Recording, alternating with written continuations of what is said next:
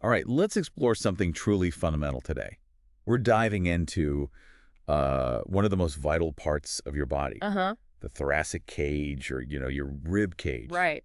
Seems simple, but it's so important. Exactly. It's crucial for, well, everything. Standing tall, taking a deep breath, even just moving around. Yeah. And our source material for this deep dive, pretty unique. Oh, I've yeah. got an exclusive interview with Gandour, a former racehorse, now known as an ambassador of conscious movement, A racehorse. Okay, interesting. and his human counterpart, Ferid, who's an equine journalist. Ah, okay. So bridging those two worlds. That's the plan. Our mission is to really pull out some surprising insights about the rib cage by comparing human and horse anatomy, Yeah. human and horse movement, Mm. and see how understanding one can maybe shed light on the other. Yeah, and what's really fascinating here is this chance to look at such a core structure, the rib cage, through two really different lenses. Totally different. You've got the precise controlled world of human Pilates on one hand, and then this high-speed, like dynamic power of a racehorse on the other. It immediately makes you think there must be some deep connections there, right? Even though they seem so different. Exactly. It hints at these connections between movement forms that you might not expect. Yeah. And it's not just about, bones and muscles. It's really about how the body coordinates itself for life. For life itself. Mm, Whether that's walking down the street or, like you said, thundering down a track. precisely. Okay, I'm already kind of hooked by this comparison idea because, humans and horses, we're talking pretty different blueprints. Very different. So let's start there with the foundations, the anatomy of these two cages. What makes them different and maybe what's surprisingly similar? Well, okay, for us humans, our thoracic cage, it's really designed as the central hub for stability. The ability. It's made up of 12 pairs of ribs. Now, the first 7 pairs, those are our true ribs. They connect directly to the sternum, that breastbone in the middle. Direct connection. Then you've got 3 pairs of false ribs. They hook onto the cartilage of the rib just above them, so it creates a slightly more, maybe flexible section there. Okay. And finally, the last 2 pairs are the floating ribs. Floating above because they don't attach at the front. Exactly, no front attachment. And this whole setup, it's brilliant protection for your vital organs, lungs, heart, liver. The really important stuff. Yeah. And functionally, it's key for respiratory movement, breathing, and it acts as this stable base for all those deep core muscles. Oh, so it works with the core. It works in perfect concert with your diaphragm, yeah. Yeah. Abdomino-diaphragmatic coordination, we call it. Okay, human cage, stability, protection, 12 pairs. Got it. Yeah. Now the horse, Gandour's perspective. Right. Now, compare that to a horse. Their thoracic cage is, well, it's a powerhouse. It's a really integral part of their axial skeleton. Bigger, I assume. Oh, yeah.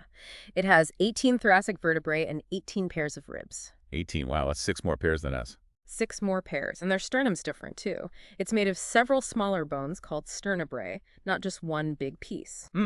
Interesting. Like us, they have ribs that connect more directly to the sternum, the first 8 pairs usually, the sternal ribs. Okay, so some similarity there. But then they have a remarkable 10 asternal pairs. These connect to each other through cartilage, forming what's called a mobile costal arch. A mobile arch. That sounds significant. It really is. This incredibly robust but also mobile structure protects their lungs and heart, sure, Yeah. but also the front part of their digestive system. Digestion, too. And here's the kicker, the real revelation from Gandour. For a horse, this entire cage is completely mobilized with every single breath. Every breath, not just deep breaths. Every breath. It's not just a protective shell. It's a dynamic breathing engine for how they move, how they run, how they live. That is a striking difference. 12 pairs, more focused on stability for us.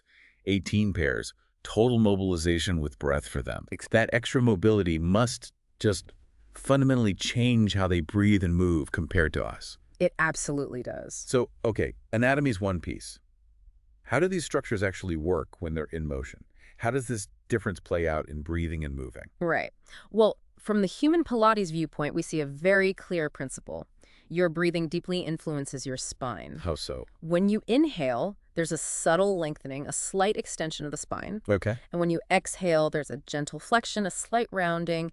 This creates this sort of fluid wave. A wave through the spine. Yeah, a wave that lets the whole thoracic cage move, expand, contract, but without losing your overall alignment. It's all about controlled, nuanced movement supporting stability. Control stability. Makes sense for Pilates. Now, the horse.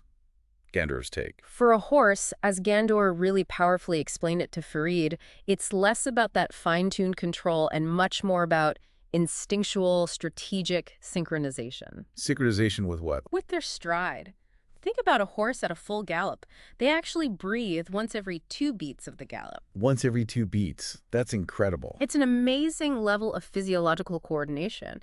And Gandour stressed, if a horse's thoracic cage gets stiff, Yeah. it's like trying to run with, I don't know, a block of cement strapped to its chest. They immediately lose rhythm.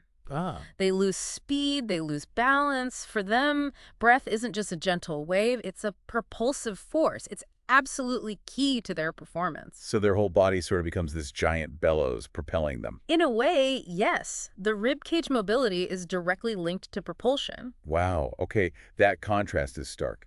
Controlled stability for us, propulsive synchronization for them. Pretty much sums it up. But the core message seems clear. Breath is foundational. Whether it's for stability in a class or speed on a track, it's the engine or a critical part of it. Absolutely fundamental for both, just expressed differently. So, okay, practically speaking, what does this mean for us? How does this translate? Well, in human Pilates, a really fundamental exercise we use is the arm raise while you're lying on your back. Okay, I think I know this one. Arms up to the ceiling. Exactly. Arms towards the ceiling, then back down. But the crucial instruction, the key detail, is doing it without letting your lower ribs lift or flare up. Ah, keeping the ribs down. That's the tricky part. It is. And that exercise is a fantastic test of the connection between your upper abs and the proper placement or stability of your thoracic cage. So it teaches you to keep your center stable while your limbs move. Precisely, maintaining that connection. Okay, so what's Gandour's equivalent for a horse? How do they show that same principle? Well, Gandour offered this fascinating observation. You can see it when a horse transitions, say, from a trot to a gallop or when they're climbing uphill. Right, demanding movements. Very. And Gandour explained if their back and their flanks, their sides, aren't properly engaged in supporting their core, their thoracic cage can actually visibly sort of collapse. Collapse. What does that look like? It means they lose that supported structure. And it instantly leads to compensatory movements elsewhere, disorganization in their stride. Things get messy. Exactly. Yeah. And ultimately, inefficient breathing. It's a really powerful visual of how interconnected it all is. If the core support isn't there, the rib cage function suffers. That makes total sense. It's all linked. And I heard this is where Gandour adds something quite special. A pedagogical and poetic parenthesis. Oh, yes. This part is really quite beautiful. Gandour uses these incredibly vivid analogies for how the ribs move. It's almost like a poem for the body. I love that. Okay, tell me. So he describes the upper ribs, the ones near the top, as moving like a pump handle. A pump handle, like on an old well. Exactly that image. On inspiration, when you breathe in, they lift up, forward, and slightly upward, just like pulling that handle up. Okay, I can picture that. And on expiration, breathing out, they just settle softly back down, letting the sternum gently return. So those upper ribs are really about that up and forward lift, making space vertically. Right, for filling the upper lungs, you can almost feel it if you focus. Yeah, I can. Okay, what about the lower ones then? Those, he says, the lower ribs, open like a bucket handle. Bucket handle, how so? Imagine the handle of a bucket swinging outwards. These ribs move outwards laterally to the sides. Ah, sideways expansion. Yeah, exactly. Expanding the sides of the rib cage to welcome the air in. Then they return gently with the out-breath, like 2 arms closing back towards the center. That's such a clear image. face? So it's not just front to back, it's truly three-dimensional. Precisely. 3D expansion. And then he mentioned the very last ribs, Mm. the floaters, the ones that often feel kind of hidden. Yes, the ones people often forget. He describes those last ribs as stirrups suspended to the breath. Stirrups, like for riding. Exactly. He says they open and close gently, playing this fundamental, subtle role. And Gandour, being a racehorse, he knows stirrups intimately. Of course. And he told Ferid, quite profoundly, that when these last ribs, these stirrups, move with a certain justness, he called it, yeah, like with the right amount of gentle, welcoming ease, then everything else in the body seems to naturally find its proper place. Wow. That's a remarkable insight, that the subtle movement there allows everything else to align. Deep bodily wisdom, like you said. It really is, coming from an animal who lives through movement. Absolutely beautiful. And, incredibly accurate ways to visualize these subtle but powerful movements. It really drives home that every single part matters. Every part plays its role. So, okay, bridging this back, we have Gandour's poetic insights, we have the Pilates perspective. Whether we're on 2 legs or 4, what's the practical wisdom we can actually take away for our own movement? Well, for us humans, maybe practicing Pilates or just mindful movement, the key principles build on that exercise we talked about. Right, the arm raises. Yeah. First, consciously place your pelvis and spine in neutral before you even start moving. Find that balanced alignment. Okay, foundation first. Then, when you raise your arms, really be vigilant. Don't let that sternum pop forward. Don't let those lower ribs flare out. Keep that connection through your core. Maintain the connection. Got it. And think about your breath. Your inspiration should ideally be lateral, and feel that bucket handle opening wide to the sides. Sideways breaths, not just up and down. Right. Try not to make it purely vertical because that can actually sort of break the natural pump handle movement of the upper ribs. Yeah. It can create tension. Ah, interesting. So let the sides expand. Let the sides expand. And a really crucial caution. Don't exaggerate your inspiration. Don't try to overinflate your chest like a balloon. Why not? Seems like more air is better. Not always. Overinflating can actually disconnect your deep core muscles and create tension higher up, like in your neck and shoulders. It's about finding a balanced, efficient breath, not the biggest possible breath. Balance and control, not brute force. Exactly. Now, for horses, Gandour's perspective is really interesting. It's less about conscious placement and more about rhythm and mindset. Mindset. How so? He links a free, mobile thoracic cage directly to a serene, powerful horse. A calm mind allows for free breathing, which allows for powerful movement. So it's interconnected mental state and physical function. Deeply. So the approach there isn't about imposing a rigid placement on the horse's rib cage. It's more about accompanying the horse's natural breathing rhythm. Accompanying, not controlling. Right. Allowing that breath to flow freely, letting it guide the movement. It's less about micromanagement from the rider or trainer and more about facilitating the horse's innate function. Okay, so we've got these kind of 2 approaches bubbling up.